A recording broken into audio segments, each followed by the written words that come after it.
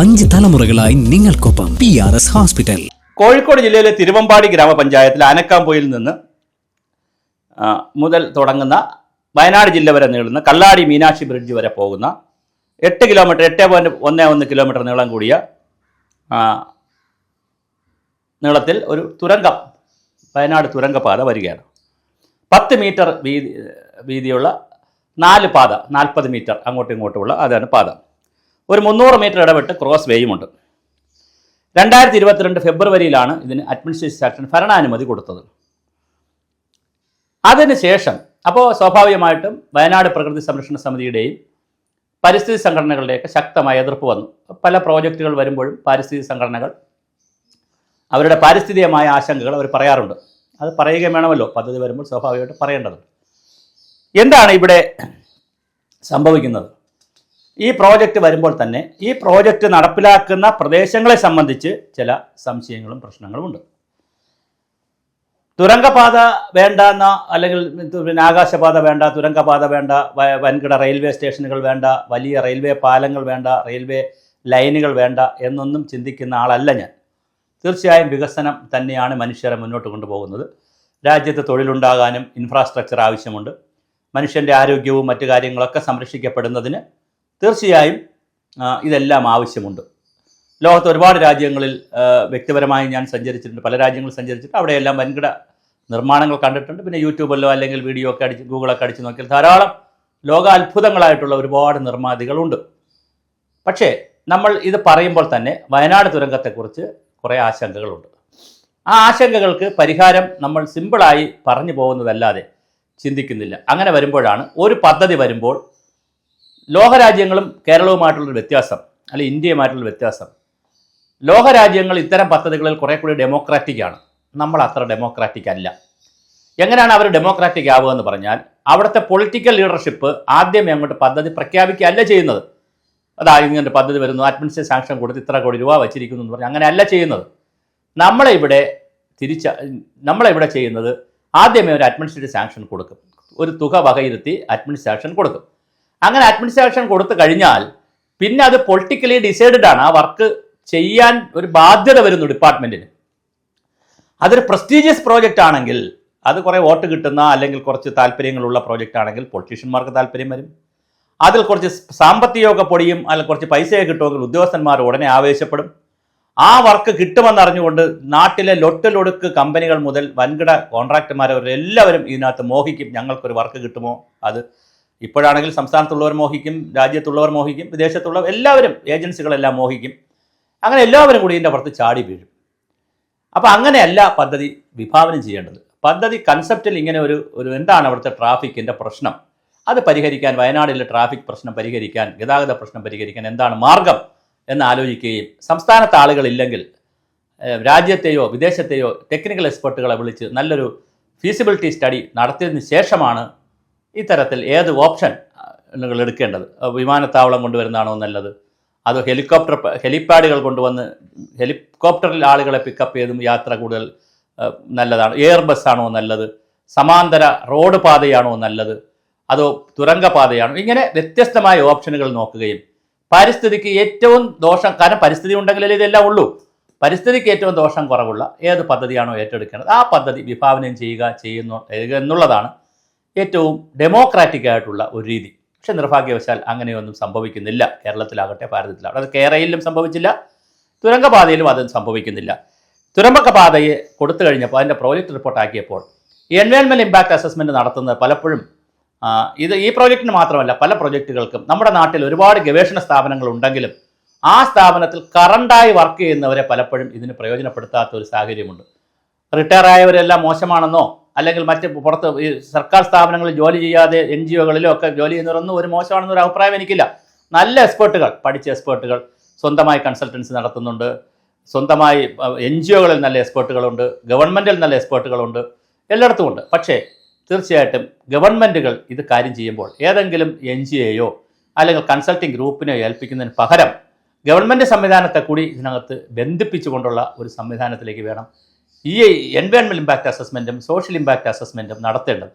ഒരുപാട് പദ്ധതികളുടെ EIA സംബന്ധിച്ചും സോഷ്യൽ ഇമ്പാക്റ്റ് അസസ്മെൻറ്റിനെ സംബന്ധിച്ചും SIOയെ സംബന്ധിച്ചും SIA സംബന്ധിച്ചും വലിയ ആക്ഷേപമാണ് വന്നിരിക്കുന്നത്. ഇതിലും കുറേ ആക്ഷേപങ്ങൾ വന്നിട്ടുണ്ട്. ഇനി രണ്ടാമത്തെ കാര്യം, state environment impact assessment authority 25ഓളം കണ്ടീഷനാണ് വെച്ചത്. ആദ്യം സെൻട്രലിലേക്ക് അയച്ചപ്പോൾ സെൻട്രൽ വനം പരിസ്ഥിതി മന്ത്രാലയം ഇത് നിഷേധിച്ചു, പറ്റില്ല പദ്ധതി എന്ന് പറഞ്ഞു. പല കാരണങ്ങളുണ്ടോ. കാരണം ഇത് പോകുന്ന പ്രദേശങ്ങൾ A കാറ്റഗറിയിൽ വരുന്നതാണ്. പാരിസ്ഥിതിക നിയമം അനുസരിച്ച്, പരിസ്ഥിതി സംവിധാനം അനുസരിച്ച് A കാറ്റഗറി വരുന്നതാണ്. വലിയ ഉരുൾപൊട്ടൽ സാധ്യതയുള്ള പ്രദേശമാണ്. ദുർബലമായ സ്ഥലങ്ങളാണ് കൂടുതൽ. പിന്നെ 3.0599 ഹെക്ടർ വനഭൂമി ഏറ്റെടുക്കേണ്ടി വരും. അപ്പോൾ അതിന് പകരം വനഭൂമി എങ്ങനെയാണ് കണ്ടെത്തുക? ബാണാസുര ചിലപ്പൻ പക്ഷി സംരക്ഷണം എങ്ങനെയാണ് കൊണ്ടുവരിക? ഇങ്ങനെയുള്ള കുറേ അധികം കാര്യങ്ങൾ ഇതിനകത്തുണ്ട്. അപ്പോൾ ഈ കാര്യങ്ങളെല്ലാം ഉള്ളത് കൊണ്ട് തന്നെ ഇത് എങ്ങനെ മുന്നോട്ട് കൊണ്ടുപോകണം എന്നതിനെ സംബന്ധിച്ച് ചില തർക്കങ്ങളുണ്ട്. ഇത് നിലനിൽക്കുമ്പോഴാണ് 60ഓളം കണ്ടീഷൻസ്, വ്യവസ്ഥകൾ കേന്ദ്ര വനം പരിസ്ഥിതി മന്ത്രാലയം ഇത് വച്ചത്. അപ്പോൾ 60, 25, 85 കണ്ടീഷൻ വെച്ചിരിക്കുകയാണ്. എൻ്റെ ചില സംശയങ്ങളാണ്. ഞാൻ വീണ്ടും പറയുകയാണ്, വികസന വിരുദ്ധനായി നിന്നുകൊണ്ടോ പരിസ്ഥിതി വിരുദ്ധനായി നിന്നുകൊണ്ടോ ഒരു വികസന പരിപാടി നാട്ടിൽ നടക്കാൻ പാടില്ല, പരിസ്ഥിതി സംരക്ഷിക്കണമെന്നോ പരിസ്ഥിതി അല്ലെങ്കിൽ മുച്ചൂടം മുടിച്ചുകൊണ്ടുള്ള വികസനം വരട്ടെ എന്നൊന്നും ചിന്തിക്കുന്ന ആളാണ്. വളരെ ബാലൻസിങ് ആയി സസ്റ്റൈനബിൾ ഡെവലപ്മെൻറ്റിലേക്ക് വിശ്വസിക്കുന്ന ആളാണ് ഞാൻ. സുസ്ഥിരമായ വികസനം വേണം, പരിസ്ഥിതിയും വേണം, വികസനവും വേണം. അപ്പോൾ 85 കണ്ടീഷൻസ് വച്ചതിൽ ഈ കണ്ടീഷൻസ് ആരാണ് പാലിക്കുക? ഒന്നാമത്തെ ചോദ്യം. അതിൻ്റെ ഏജൻസി ഏതാണ്? അടുത്ത ചോദ്യം. മൂന്നാമത്തെ ചോദ്യം, ഈ 1800 കോടി രൂപ കിഫ്ബി മാറ്റിവെച്ചിരിക്കുന്നതാണ് പറയുന്നത്. കൊങ്കൺ റെയിൽവേ ആൾക്കാരാണ് ഈ DPR തയ്യാറാക്കിയിരിക്കുന്നത്. എന്നാൽ ഇതിനകത്ത് ഈ DPRൽ ഈ 85 കണ്ടീഷൻസിന് പറയുന്ന കാര്യങ്ങൾ ഇനി ഉൾപ്പെടുത്തി DPR റിവൈസ് ചെയ്യുമോ? അങ്ങനെയാണെങ്കിൽ എസ്റ്റിമേറ്റ് റിവൈസ് ചെയ്യുമോ? അങ്ങനെ എസ്റ്റിമേറ്റും DPRലൊക്കെ ഇത് ഉൾപ്പെടുത്തി അതിനുള്ള മെക്കാനിസം നമ്മൾ ഉണ്ടാക്കുമോ? അങ്ങനെ ഉണ്ടാക്കുമ്പോഴും ഉരുൾപൊട്ടൽ സാധ്യതയെ നമ്മൾ എങ്ങനെയാണ് അഡ്രസ്സ് ചെയ്യുക? അതുപോലെ തന്നെ ഈ പറയുന്ന വനഭൂമി നഷ്ടപ്പെടുന്നതിനെ നമ്മൾ എങ്ങനെയാണ് കൈകാര്യം ചെയ്യുക? പ്രത്യേകിച്ച് വയനാട് ജില്ല എന്നോട് വ്യക്തിപരമായി ചോദിച്ചാൽ എൻ്റെ അക്കാഡമിക് ഒബ്സർവേഷൻ അനുസരിച്ച് കേരളത്തിലെ ഏറ്റവും ദുർബലമായിക്കൊണ്ടിരിക്കുന്ന ഒരു മലനാട് പ്രദേശമാണ് വയനാട് ജില്ല. പ്രത്യേകിച്ച് അവിടെ അതികഠിനമായ വരൾച്ച വരുന്നു, അതികഠിനമായ പ്രളയം വരുന്നു, വെള്ളപ്പൊക്കം വരുന്നു. ഇത് രണ്ടും മാറി മാറി ഒരു നാട്ടിൽ വന്നാൽ, ഒരു ഭൂശാസ്ത്ര പ്രദേശത്ത് വന്നാൽ മരുവൽക്കരണത്തിലേക്ക് പോകും, ഡെസർട്ടിഫിക്കേഷനിലേക്ക് പോകും. അങ്ങനെ വലിയ ഗുരുതരമായ പ്രതിസന്ധിയിലേക്ക് നീങ്ങുന്ന ഒരു ജില്ലയാണ് വയനാട്.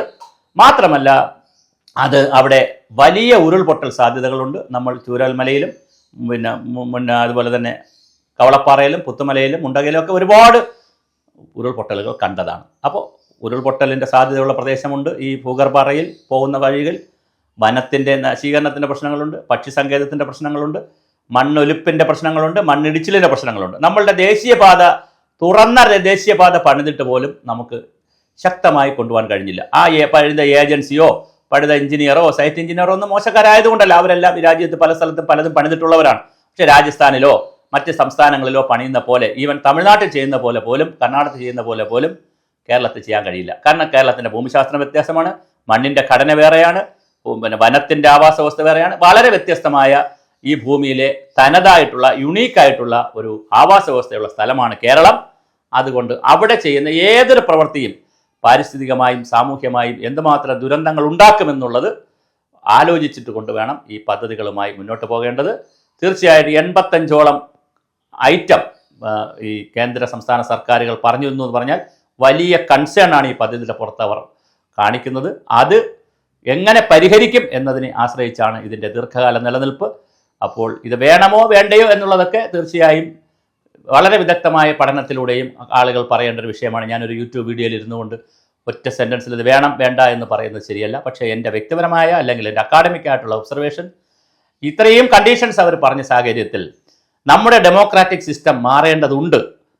എന്തെന്ന് പറഞ്ഞാൽ പദ്ധതി അങ്ങോട്ട് അനൗൺസ് ചെയ്തിട്ട് നമ്മൾ അതിന് പണവും വകയിരുത്തിയതിന് ശേഷം നിങ്ങൾ പഠിച്ചുകൊണ്ട് വാ, എങ്ങനെയും ഇത് നടപ്പിലാക്കേണ്ടി വരും എന്നുള്ളൊരു പൊളിറ്റിക്കൽ ഡിസിഷൻ വന്നാൽ പഠനത്തിനെ അത് ബാധിക്കും, അത് മുന്നോട്ട് പോകില്ല. തിരിച്ച് നമുക്ക് ചിന്തിക്കണം.